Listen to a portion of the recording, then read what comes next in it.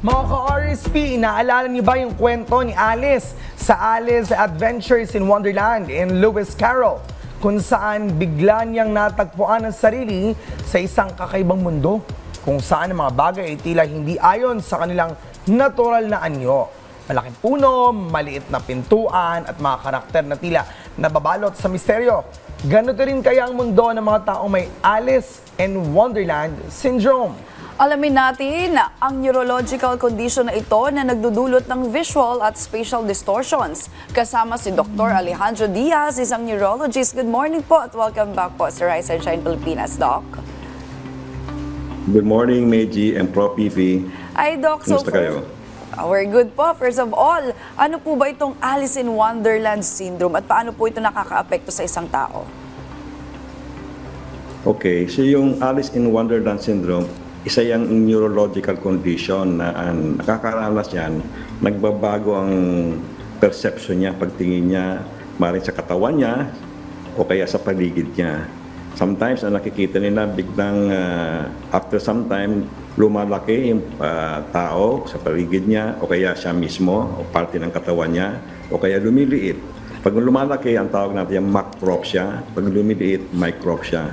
Kung minsan ang tingin niya sa paligid niya, kunyari straight line niya nasa harap niya, nagiging wavy, distorted.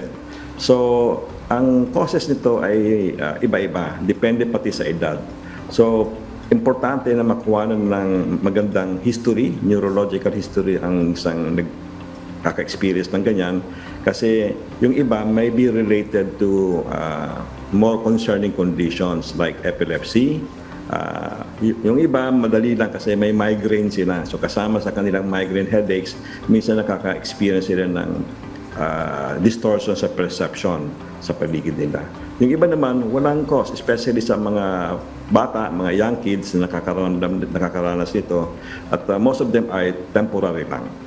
Alright, Doc, you've mentioned some manifestations. We want to confirm, ito po ba yung mga pangunahing sintomas? Or let's ask again, ano po ang mga pangunahing sintomas sa kondisyong ito? Yes. As I said, kakaiba ito sa hallucination na nakikita sa mga psychiatric condition like schizophrenia o psychosis. Ito ay distortion ng bagay na nandiyan. Iba rin ito sa illusion na nag-iiba yung paningin sa meron ng stimulus na nakikita sa paligid. Yung hallucination, walang stimulus. So ang distortion, parte ng totoong real world pero ibang ang pagtingin niya, nag-iibang pagtingin niya. So, as I said, ang common nito ay manifestation, yung macropsia, na dapat sa actual na size ng bagay, ang tingin niya malaki. For example, lumalaki yung mga tao sa paligid niya o kaya siya mismo parang lumalaki. Yung isa naman, micropsia, kunyari lumiliit ang isang parte ng katawan niya o yung mga tao sa paligid niya lumiliit. So, yung tawag na. Meron tinatag na metamorphopsia. Okay, iba-iba naman, nagiging iba yung paningin sa iba. Katulad ng na-experience doon sa kwento ng Alice in the Wonderland, nagiging very colorful ang paligid kaysa yung normal na color ng paligid. Doc, paano po ba ito nadadiagnose? Meron po bang mga specific test para po malaman if meron ka pong disorder na ito? Okay. I think ang condition na ito is tip of the iceberg kasi yung iba di naman nagpapatingin. But yung mga iba kasi nakikita namin, like for example, na hospital because of nagkaroon ng infection sa brain, for example, encephalitis. And the more common causes nito yung Epstein-Barr virus na nagkukos ng encephalitis. So yan, medyo paulit-ulit, iba talaga ang kanilang clinical course.